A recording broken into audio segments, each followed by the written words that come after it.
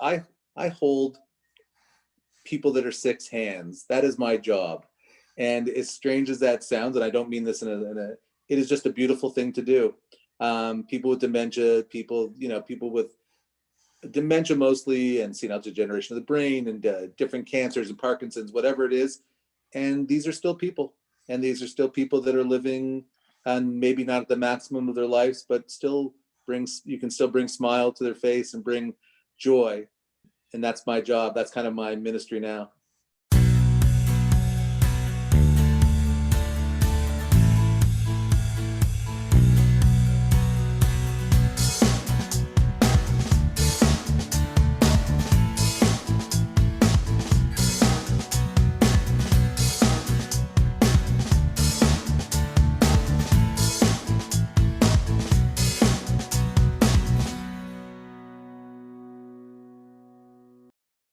Hello, everyone, and welcome to a new episode of Set Listing Bruce, your podcast all about Bruce Springsteen, his music, and mostly his fans. I am your host, Jesse Jackson, and joining me as a return guest, Arye Berk was on here back in episode 31 of Set Listing Bruce. I did the research back in February 2016 was the last time he was with me. And boy, does that seem like a lifetime ago. How are you doing, Rabbi? I'm doing well, and it does seem like a lifetime ago, and very different, even staying in the same city, but different houses where I'm talking to you this time. And we have new Bruce to talk about, at least. There's which is always nice to see. I was sitting there and I was going, okay, well, let's see, what's new? Oh, well, we haven't talked about autobiography. We haven't talked about Dwight. We haven't talked Western Stars. We haven't talked A Letter to You. We haven't talked the Jeep commercial. But before we get started, for those of you who didn't go back 5 years ago, tell my audience a little about yourself. I am a Canadian-born who lives in Ohio now, Columbus, Ohio. And I am a hospice chaplain at the current time. I've been a hospice chaplain the last 4 years. I think I might have just started when I was talking to the last time. And a very different life than the life in a pulpit that I had before this. Really rewarding. And I think I hear different things in my music than I used to hear. Because my life is surrounded by death, but it's not as bad as that. I'm not an undertaker. I'm not morbid. It's actually how I live my life now, and how I see other people's lives. It's very interesting to see people at the end of their lives. So, and jumping right into Letters to You, I found that album really Bruce looking at his own mortality. I've shared this a couple of times. I had a lady on the podcast a few episodes ago, Callista, who does Morning Room, and she hosts the podcast. She's in Great Britain, and she specifically, the podcast is for people of color. She is, for people like Hindu or Muslims of different faiths, and she feels like their stories don't get told very often. And as we were talking, she was absolutely a brilliant guest, and I really just enjoyed talking to her. And I just casually mentioned, you should check out Letter to You, because there's a lot of songs about grief in this. And 3 days later, Rabbi, she came to me, she goes, oh my God, this album is totally about grief. I'm like, do you want to come back? And she did. And we spent an hour talking about the album and grief and the different ways we grieve. And that's a episode that's going to come out in a few weeks. So I'm going to be nosy. Why did you decide to become a hospice chaplain? The opportunity arose, and we had moved back here to be with my mother-in-law at the end of her life. Mm-hmm. And it just happened to be something that came up in Columbus, needed a job. And you ever find something, you just find your calling later in life. Mm-hmm. It's just beautiful to be with people that aren't asking anything from you except your presence I'm not out there to try to fundraise or to try to promote anything. I hold people that are sick's hands. That is my job. And as strange as that sounds, and I don't mean this it is just a beautiful thing to do. People with dementia, people with dementia mostly, and senile degeneration of the brain, and different cancers and Parkinson's, whatever it is. And these are still people. And these are still people that are living, and maybe not at the maximum of their lives, but you can still bring smile to their face and bring joy. And that's my job. That's kind of my ministry now. I remember when my when my mother-in-law passed away, and my father-in-law had passed before, and both of them were active in volunteering in the hospice. And the priest talked about, we call them angels, hospice organizations. And I can remember when my grandfather died, and I was in the hospital with him with my aunt, and my mom just needed a break, and she later said she was so happy not to be in the room when it happened, but she was glad that I was there, so that she felt like through extension she was, being her oldest. And I remember he's passed, and it's sad. And the Catholic priest, who was Episcopalian and had converted, we were talking, came and he said, well, would you like me to pray with you? And my aunt, who is a staunch Southern Baptist, said, I will never turn down a chance for prayer from anyone. And he gave this simple prayer. And I will tell you, Rabbi, it's like someone turned on the faucet. I just could not stop crying.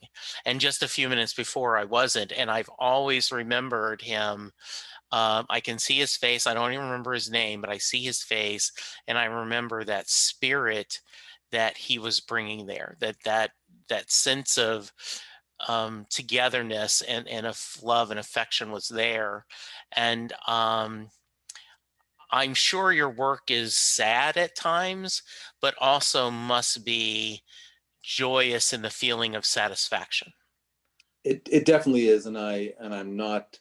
I don't know if they're going to be listening, but it is definitely. I work with the greatest group of people, and I've never been able to say that before. Not that I work with bad people, just a team of angels, and watching their humanity. Yeah. It encourages me during this really rough last 4 years. Forget just this last year. This rough 4.5 years. It feels like I went through, or America went through. In my opinion, it made it.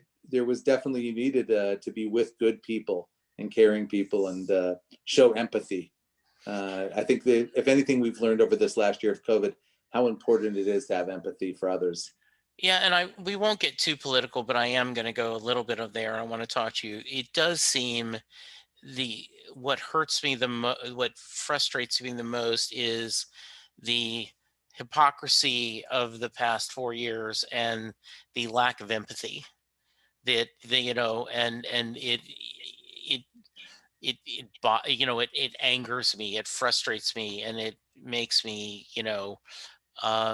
and you just see how it's night and day, the two administrations, just that quickly.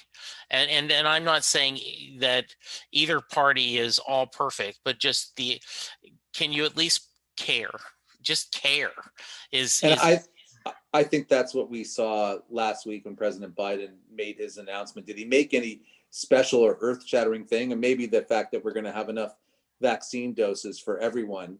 And he's not going out there and making it, but he's making sure it happens. And with Merck working with Johnson and Johnson to make sure people have that shot, or there's enough of them when the world doesn't have enough shots. It's just amazing how I asked my wife last night, why isn't every chemical company making this right now, just so the billions can be done for the world? But besides that, what you watch President Biden just gives was be a leader that was showing his empathy for those, from the Asians that have experienced hate crimes to the people who have just lost family members. And I don't want anything more from my leaders. I don't need them to come in, cook me dinner. I want just to hear some empathy, because it is what the nation was feeling. And it must be what artists are feeling, because I think we're going to hear a lot of grief inspired, not sad, but I think we're going to see a different kind of art coming out from this whole thing. So how have you done, you and your family, over this past year? How are you guys doing during this such difficult times? I think we've been blessed that we both have kept our jobs during this period, which is those families that have had to deal with this and be in a home or to teach. Our children are out of the house. Our daughter did come home for a little while from university, but she did it online. And I think it was hard for her because she was trying to be respectful of her parents, who potentially could have more morbidities than her. And so she kept to a minimum a friend group. They always stayed outside.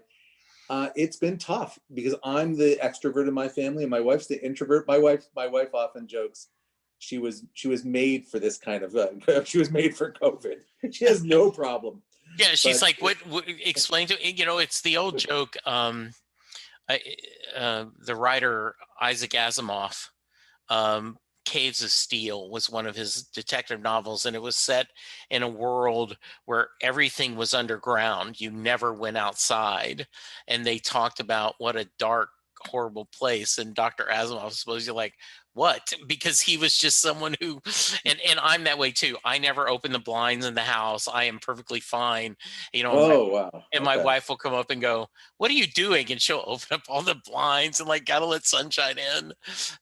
I am missing the simplicity of getting a coffee and sitting at an outdoor table or an indoor table with the noise of humanity all around me. Yes. I can be listening to a podcast. It doesn't matter. It's just the hustle and bustle of the people. It's seeing people. It's been a challenging year. And again, in the job I do, like I said, I hold hands. Doing it virtually, it's amazing that our employers kept us on and we were there as a presence, but doing this job virtually is not easy, because especially if people have trouble seeing a screen. We don't think of you and I are lucky, we both may wear glasses, but we can see the screen, we can hear what's being said. Yeah. Very challenging when you have a person with illnesses and dementia to be able to do that. But we all tried our best.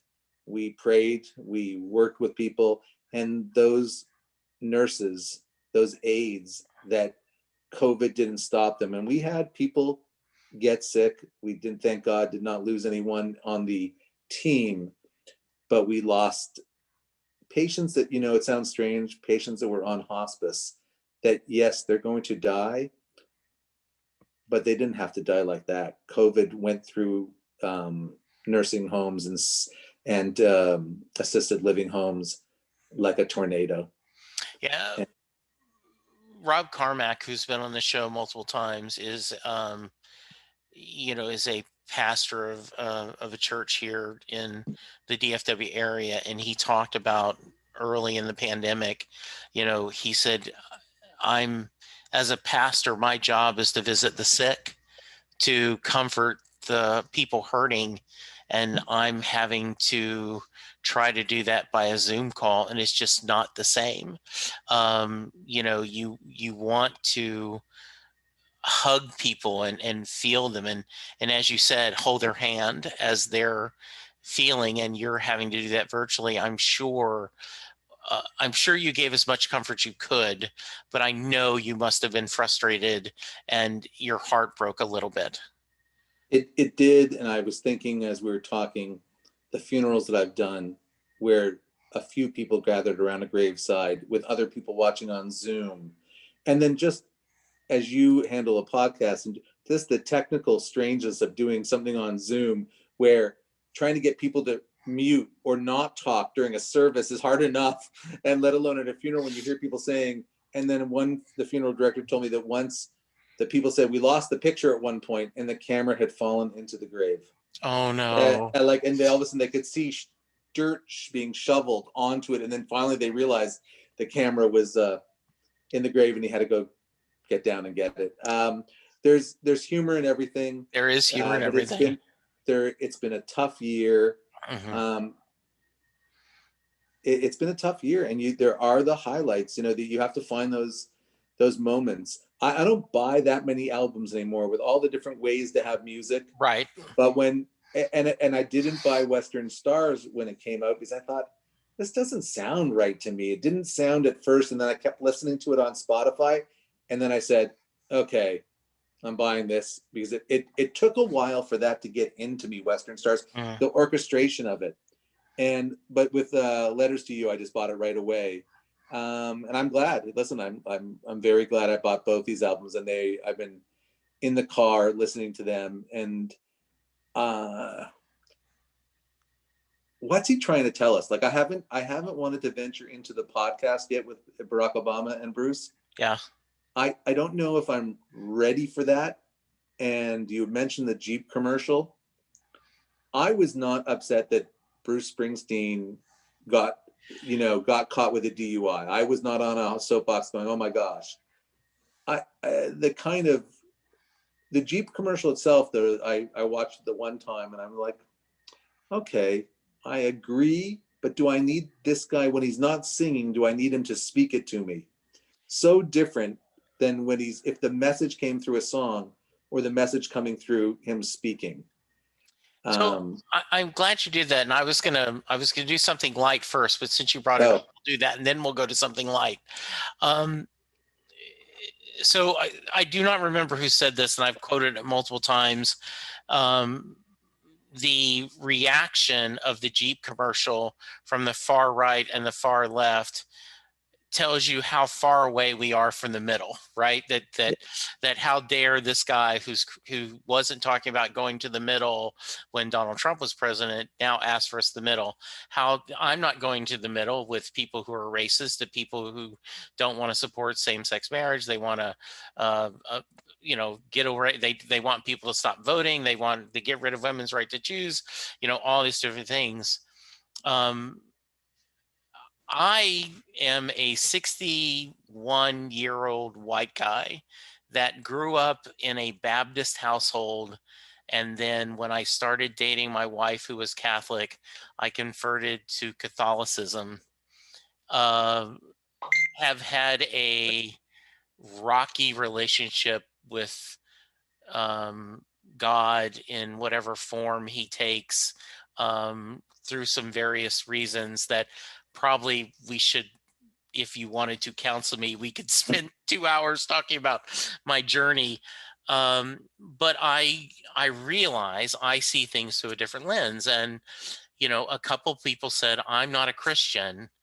And they're talking about the middle, and they set this in a chapel with a cross.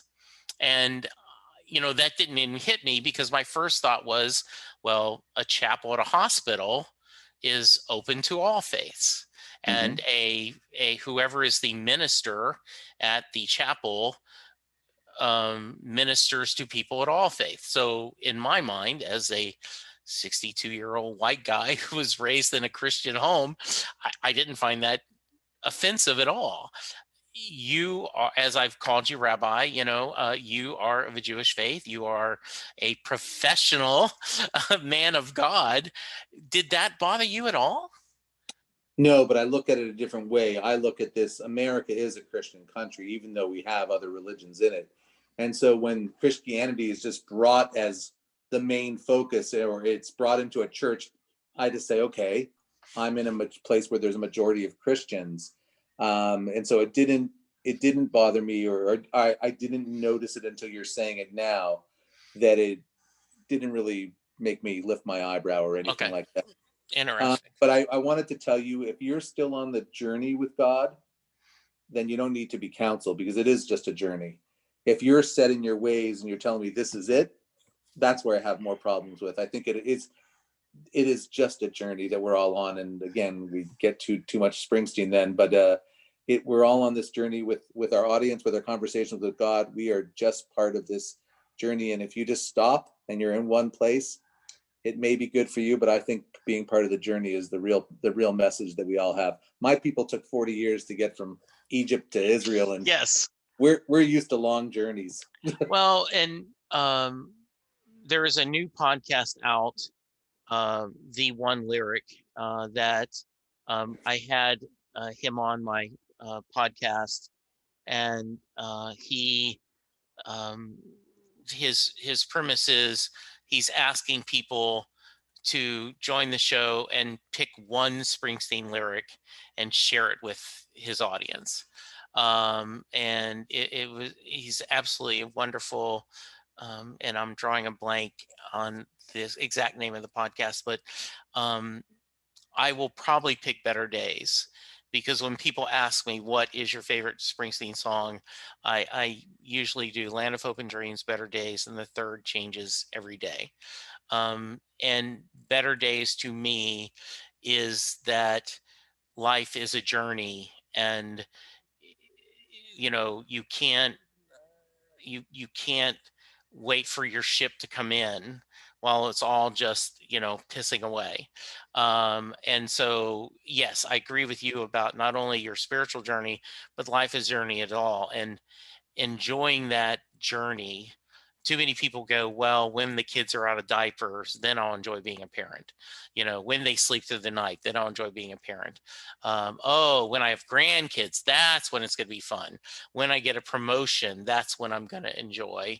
Versus, no, you will never get that time again where your children being a baby. Enjoy that, love it, appreciate it.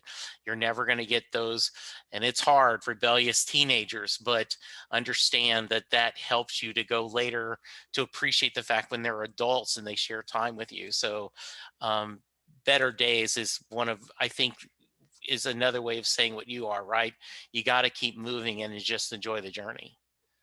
Well, and be in conversation, and you do that for, as part of your hobby, or I don't know if this is Yep. a second This side is hustle. just a hobby. Yep.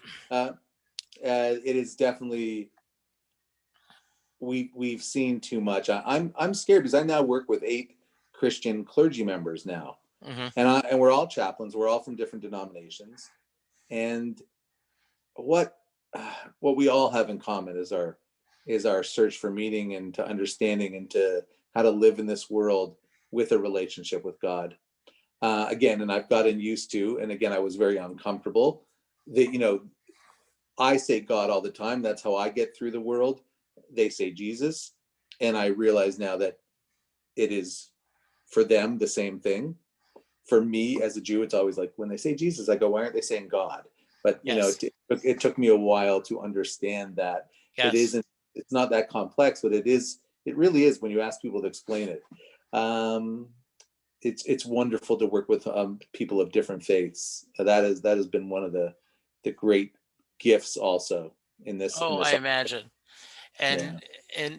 and I do, I think that is a wonderful thing. So this was my light topic. Oh, go ahead. I understand you have blessings. You have new members of the family. Share a little bit about this. Well, COVID took away our ability we were supposed to go to Israel in May of 2020 to go to our son and daughter-in-law's wedding. And that did not happen. We had to watch it with her parents also. The wedding was in Israel. The two of them live in Israel, and they were married in a small ceremony when you could have a gathering of 15 to 20 people. It was in a backyard, beautiful wedding, but we watched it on Zoom. And if anything, I'll always be angry at COVID for is the taking that away from us, Yes. not being able to be there. And we watched it on Zoom with other people and my parents. Thank God they're still with us. And that was hard. But then the blessing came in January of 2021. We did get to Israel. We had to fill out a lot of paperwork. You would get into the country, even though things were closed, if you were for a death or if you could go in for the birth. If you to be there with your children if they lived there and you didn't. And so we filled out all the paperwork. We flew in, and even taking the flight was a religious question that we had, because in our faith, those that call themselves the most religious have not been taking this coronavirus as seriously. And in the ultra Orthodox world, there has been a high rate of COVID, and did not want to fly. I would never travel on the Sabbath, but we did not want to get on a plane with our brethren that we're not taking this seriously, and we're avoiding the wearing masks, even though United was saying masks were mandatory. So we flew on a Friday night, which was very unusual for us. and that way there would be no ultra Orthodox on the plane. And it was an interesting being on a plane of maybe a plane with maybe 50 to 60 people on it. But we got to go there and we spent 10 days in quarantine. And then our beautiful identical girl twin grandchildren, our first granddaughters, were born. And with a year that it's been and everything we've seen, just getting to see your grandchildren and two of them coming out in double portion was amazing. And a feeling that I'm still on a high from. Well, first off, congratulations. I am so happy. And my second thought is second chance, because I don't know if you remember, but I was listening to your podcast earlier today because I knew we were going to talk. And one of the things you talked about is no matter how much you threw it against your children's wall, Springsteen did not stick. Did not stick. And I still have issues with that none of them are huge Springsteen fans, but all of them love music. Yeah. Yeah. So brand new generation. I said to them, I'm going to play them Springsteen. And I think I did, even to have some on while I was feeding one. Yeah, I hope so. But I also hope they will be true Sabras, being born there in Israel. That's what native born Israelis are called. And that they'll have the language skills that I'm still struggling with, that they will be able to listen to both English rock and roll and go ahead and listen to Hebrew. Mm-hmm. And both of them feel so comfortable and feel native to them both, because they'll end up being bilingual. And we're hoping for that. That's what I would really love to see, the next generation of our family that is totally bilingual. That is a beautiful, and that is great. And I can only imagine, after the year that we've had, to be able to go through your own, talk about a journey. It wasn't 40 days, but it certainly wasn't, 2 days in a plane and jump in and there we go, right? You're having to go through all this. Yeah. It was, traveling at this time period and being in a country where the rate was high at that time, and they had to shut down again, and they even shut down the airport, and our flight kept being canceled when we had to go home. And just being with understanding bosses that I worked the whole time from there, because I wasn't allowed in buildings anyways. And when I said to my boss, I said, I'd love to be able to go for this and be with my grandchildren. These bosses said, go be with your grandchildren. And I said, I'm willing to work while I'm there. And they said, excellent, we'll get you a plan. And so I had a phone plan, and I got to work from there again, except 3 to 11, not 7 hours difference. So yeah. It was a different timing, and it was a little hard to make those late meetings. I bet. It is. I don't know if you have grandchildren yet. No, I do not. Okay, so I never thought I would, one of those people. I'm most joyous, and again, looking for joy in this year, watching my parents, who 83 and 78, the joy seeing their great grandchildren being born. Oh, I can imagine. Sending them pictures, and they are over the top. It makes me happy just looking at them when they talk about it. Yeah. So there is happiness to find in this year, to go along with, the sorrow that many people are feeling. I mean, I think it's going to be hard when this whole thing is over to find someone who hasn't experienced or have, a degree of separation from COVID. And we have all been affected by it. Well, I've said multiple times on the podcast that absolutely there is grief about all the people we've lost. As a nation, as a community, and some families. I've been lucky; very few. No one in my immediate family has been lost, but we have certainly aware of people that in our extended family that have lost. But I do think we will have to take the time, and you mentioned it a little bit, where the people that graduated high school that didn't get a prom, didn't get a graduation ceremony, the concerts you didn't get to see, I was supposed to go see the Eagles for the first time ever. Got canceled. Uh, Was supposed to go see Lily Hyatt, John Hyatt's daughter. I had just recently discovered her. She was touring. The two surviving monkeys were coming to Dallas, Michael Nesmith and Mickey Dolenz, and I said, "This what a fun night of nostalgia." Got canceled. There were plays my wife and I were going to go see. We didn't get to see, and in the scheme of things, that's very minor compared to people losing family members and people losing their jobs. I got lucky, like yourself. I was laid off in January, started a new job on February 10th. And then in March, this happened. And my wife all the time says, what would we have done if your previous company had tried to be kind and didn't lay you off at the beginning of January? What if they said, okay, we're going to wait till February to lay off Jesse? Then trying to find a job in the middle of a pandemic. And the job I do, I run a dispatch center for roadside assistance for RVs. The RV industry went crazy during COVID. And so our business is busier than ever. And so a lot of blessings on my end, but there are things that we have missed. And you're right. I mean, not seeing your child get married in person, to hug the couple, to celebrate together, to dance with your daughter-in-law, for your wife to dance with your son, to you to dance with your son and hug. Yes, you're glad everyone's safe, but that is something we will have to mourn. Yes, and it's funny because you were mentioning some of the commandments we actually have to rejoice with the bride and groom, to make make it a fun experience, and so we missed that because I do just want to say that my wife and I are not real drinkers, but we were feeling very anxious that day, and I think we had a drink at 9:30 in the morning because the wedding was going to happen just a little bit later, and so we poured ourselves a drink, and I said. I was wiped out after the wedding. I was just like, I can't drink during the day. I don't know how people do this. Yes.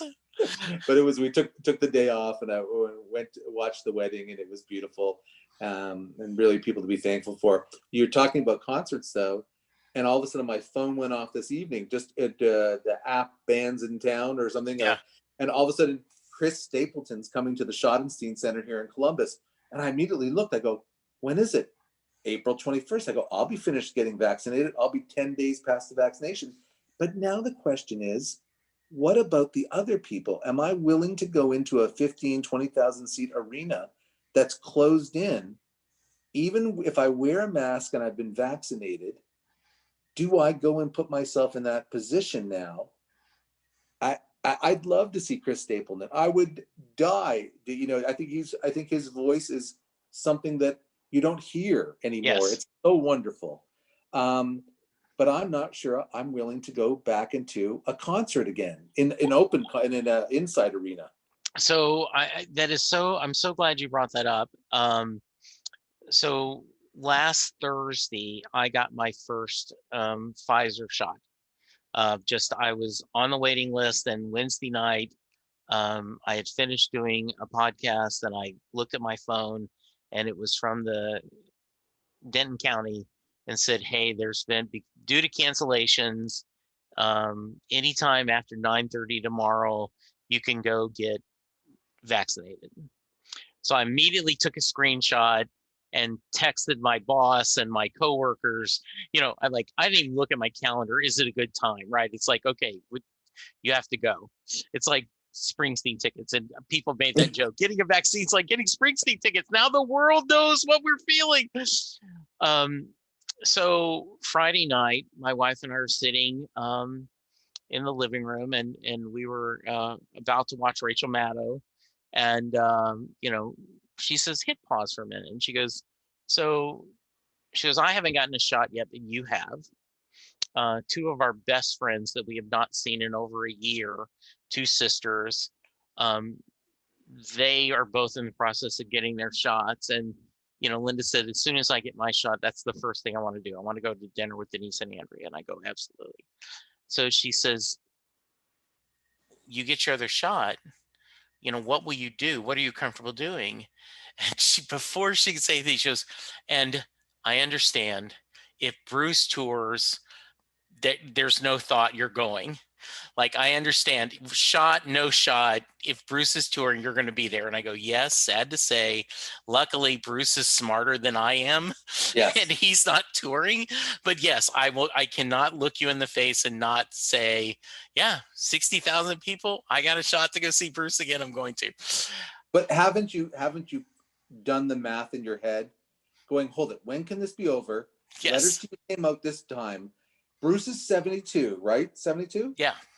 And I go, how much longer is he going to be able to do those 2-3 hour shows? Exactly. I go, he's got to he's got to try to get this album out there, for more people to hear. And people want to see them live. And no one's getting younger in that group. Exactly. I go, so I'm just doing the math and going, hold it. He's got to get out there and perform. We've got to get him out absolutely. there.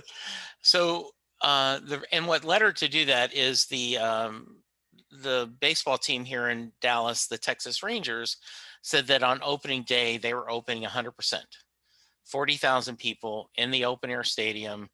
Though it does have a roof, they are going to ask everyone to wear a mask, and unless you're, eating or drinking. And I told Linda, no, I'm not comfortable going there. I said, in fact, let's exclude Bruce. I don't know if I'm comfortable going to a concert. Now, maybe an open air where I know we could attach a little bit and everyone's wearing a mask, maybe I'd be okay. And, I have some very close friends that before COVID, once a month, the 6 to 8 of us had a poker game once a month. Every 4 to 6 weeks, we went to someone's house, we played poker all night, and it was just an excuse for us to talk about our jobs and talk about our family and just kind of catch up on things. And I go, that I miss. That, I mean, if my buddies I miss seeing that. I miss meeting people for dinner. I miss people coming to the house for dinner. But I don't know if I would go either, I guess, is my long answer. I would be tempted, but, Dylan was supposed to be here, and I've never seen Dylan, and I had tickets. He was going to be in an outdoor arena, and they canceled. And, and if he was playing and it was outdoor, I've gotten both shots, I'd be tempted to go. But let's just forget COVID for a moment. Do you really want to see Dylan at aren't we pushing it to the limit? Like, I don't want to see 80-something-year-old Bruce out there. I want to remember him. Like, at 72, he's in great shape. He still will go out there and crowd surf. Dylan is a different guy. Do I want to hear him in that way? Or do I want to just watch, the Martin Scorsese film on Netflix and watch the Rolling Thunder Review? I don't know if I want to hear him at this point in his career, and I love him too. So I think the reason why is my friend Sam, who adores Bob, was going to go, and so that was part of it. I could go with Sam, right? And we could make a night out of it.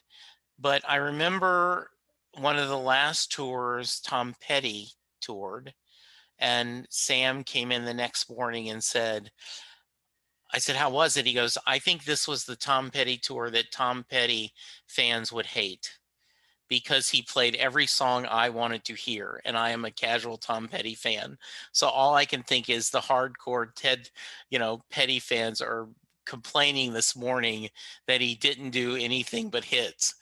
So I never saw Petty perform live, and I'm like, now I never can.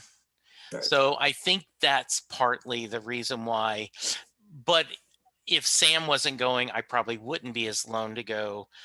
Sam is as big a Dylan fan as I am a Springsteen fan, and so again, no disrespect to. I totally get that. No disrespect to Bob Dylan. The greatest respect and honor to him. Just at a certain point, and I don't know if I told you this in the last podcast, I saw Neil Young. I love Neil Young, fellow Canadian. Yeah. Saw him in the Kodak, what used to be the Kodak Theater in Los Angeles. great venue, just him, not Crazy Horse. He had the curmudgeoniest stage presence Yeah. that it just turned me off. Like he wasn't fun. His music was still great and he sounded good, but he wasn't fun. He wasn't playful with the audience. And in a way, you're going to see someone live, you want a little bit of connection. You And do. you feel that at the back of the stadium with Bruce. You know, it doesn't matter. But he made no attempt. And what age will our people be that will stop going to see him? Like when you said the Monkees, I had to laugh because I'm a few years younger than you, only 4 or 5, and it's still, I don't know if I'd go see the 2 remaining Monkees. I mean, that might be fun though. I mean, they that was my thought. Was I was like, okay, this will be a fun nostalgia. I'm not expecting a lot.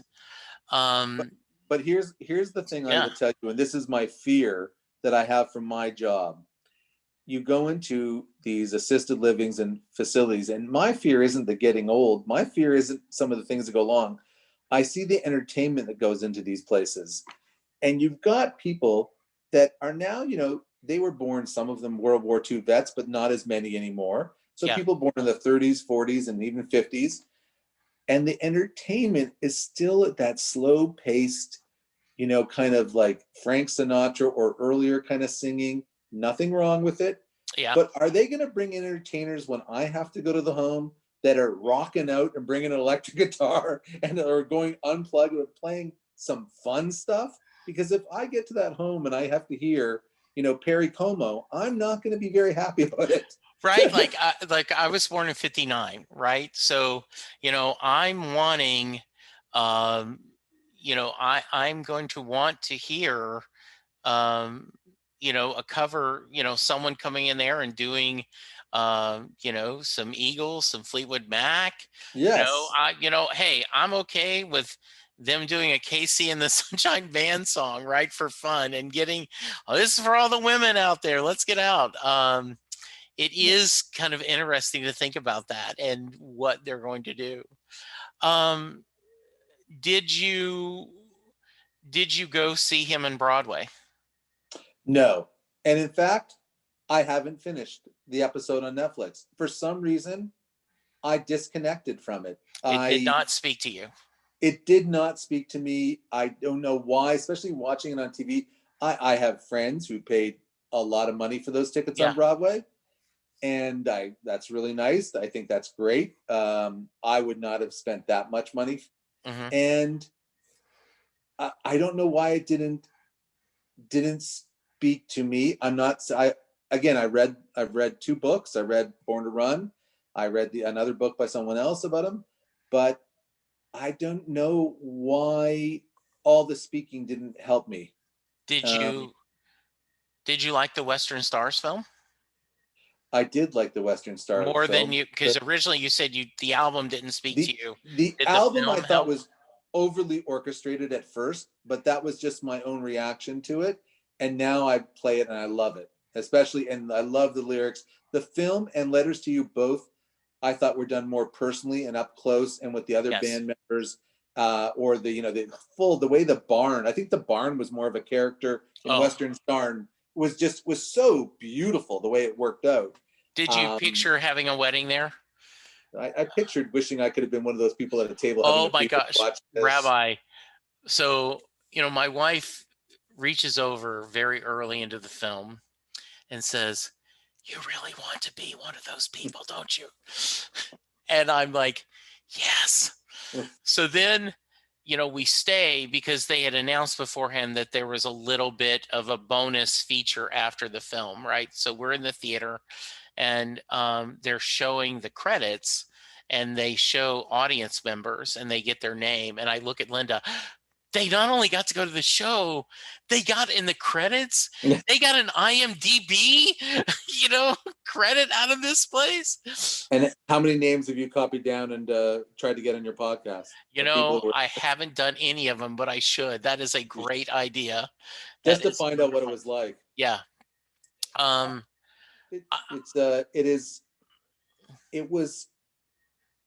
was more personal to me than the Broadway show was. Yeah. The Western side. I felt I just felt it was a very personal piece of art Yeah. that he was giving us. And at first I go, what is that whole orchestra? But now I'm like, really sounds good. But it's probably the album that took the longest to grow on. Although Tracks has never grown on me, so I don't know. Yeah. But the the greedy fan in me wanted 3 or 4 songs in the film. I mean, I loved, Rhinestone Cowboy. That was a great little surprise. But yeah, all I could think was, the same way the Seeger session took a couple of Bruce standards and kind of played it with them, either Atlantic City or Open All Night. Growing up, I was like, how cool would it have been if he had picked 3 or 4 songs and had this full orchestra play it with him, uh, just as a bonus. But it's because I'm greedy, right? I wanted more songs.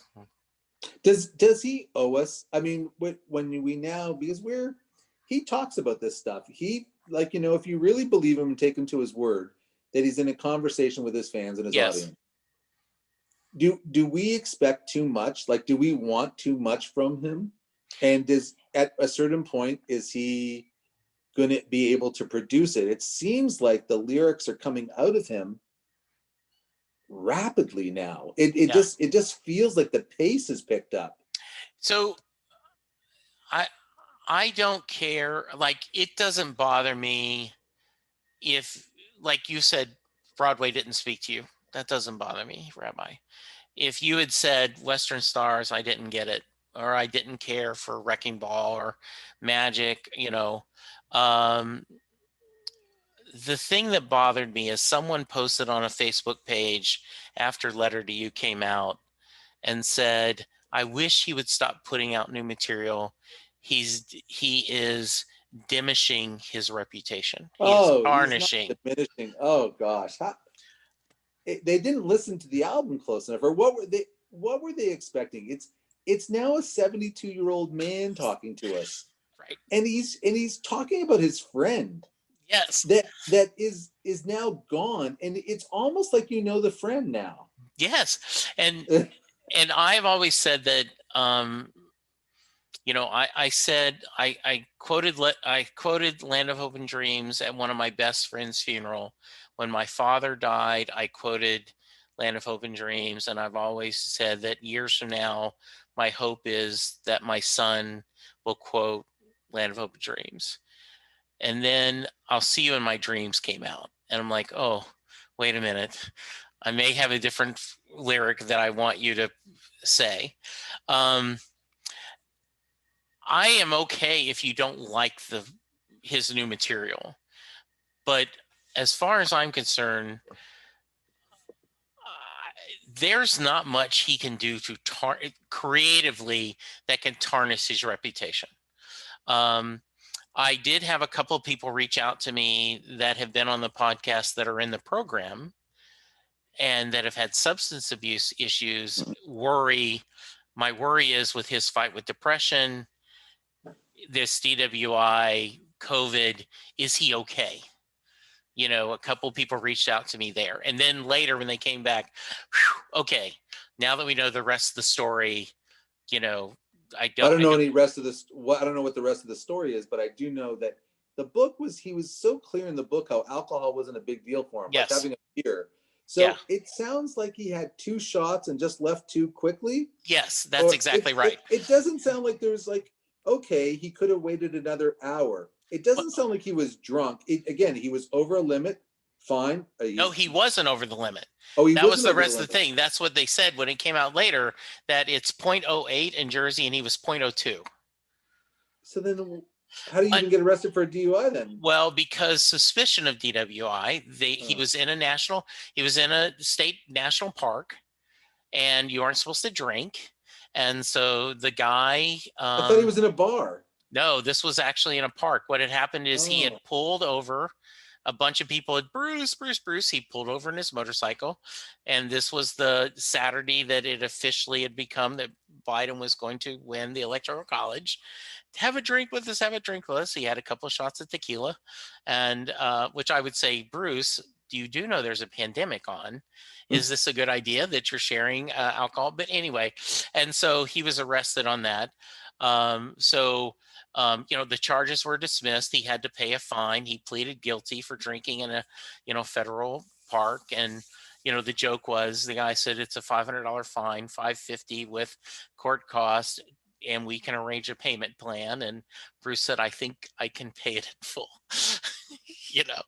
Oh, I'm just thinking when you're saying that now, a Springsteen memory that in the last few years that came up, that I don't know why, and I'm not so interested in family or anything, but the moment that I saw him at the swearing in ceremony when his son became a fireman, yes, for some reason I thought, good for them, yes, because really that kid could be like, spoiled rotten, yes, whatever he is. And then just seeing them as parents there, I don't yes, usually follow up too much, but I saw that somewhere and I just felt that was nice. That was just a moment where I said, just down to earth.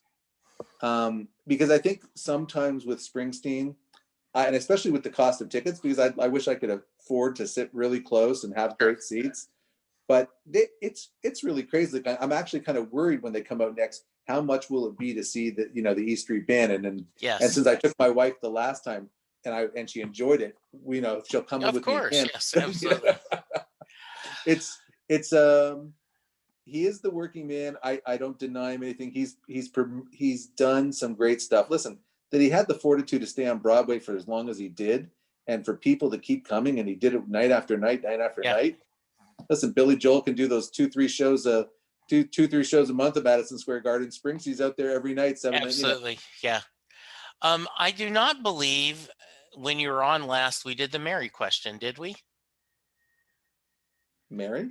Okay, so we didn't. So before I let you go, I have started over the past 3 or 4 years.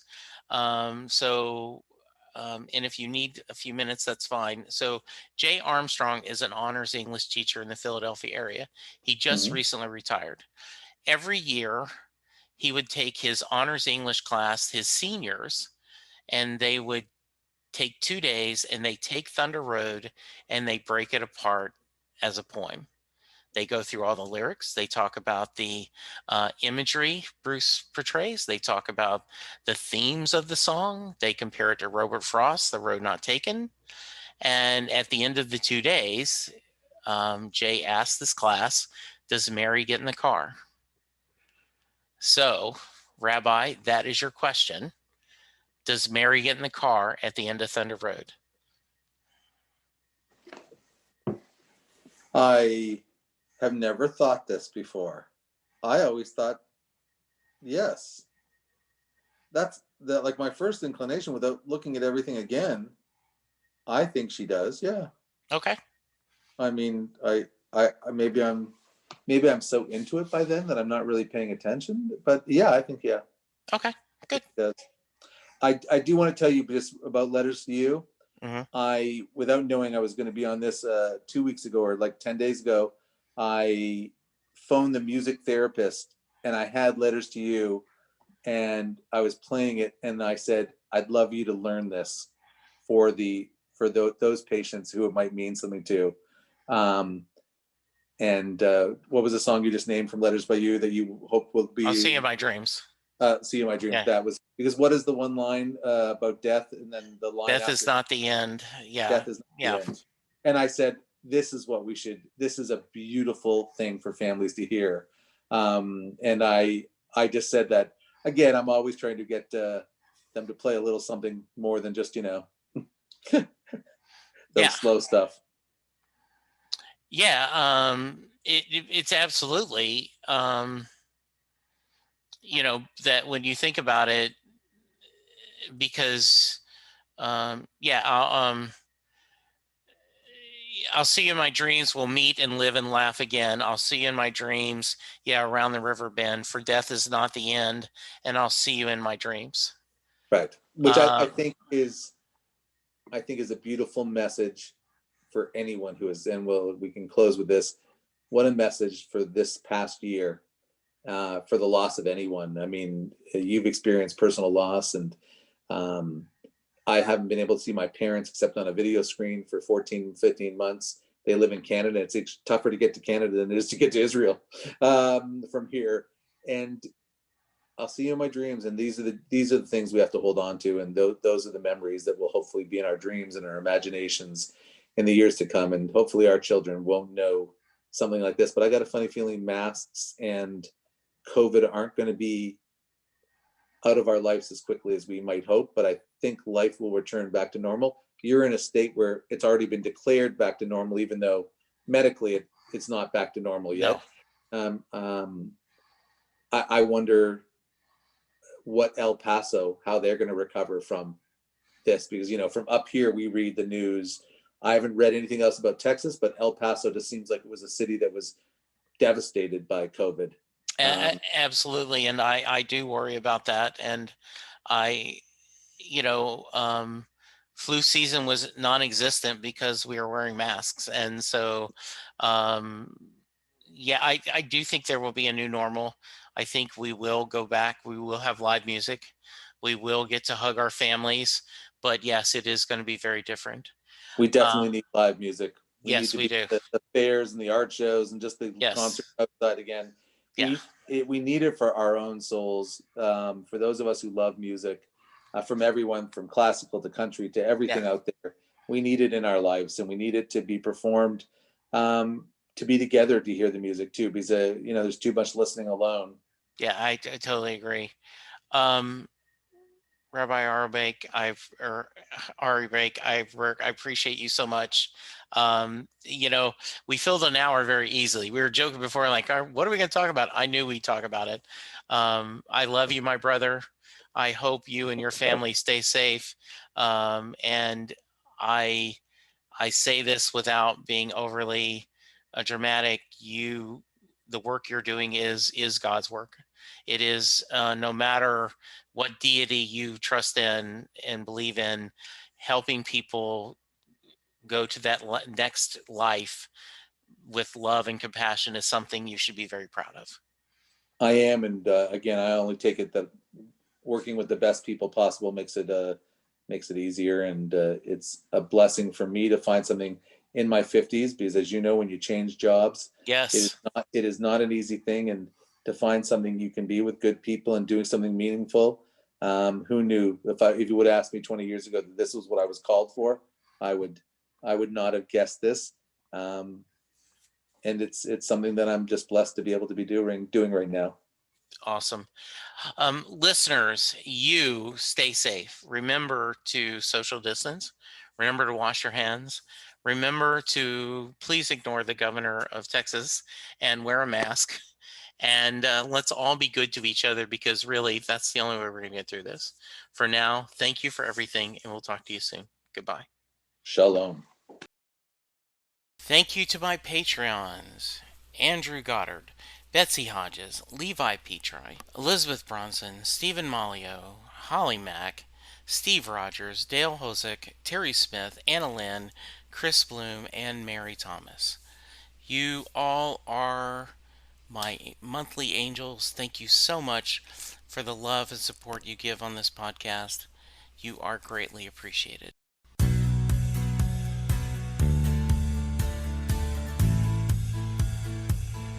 You just heard the fun talking, hard rocking, music loving, album ranking, fan thinking, joy spreading, lyric reading, story sharing podcast that is the one, the only Set Listing Bruce.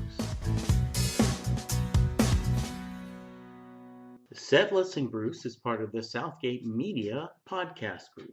The theme for Set Listing Bruce was written by David Rosen, used by permission.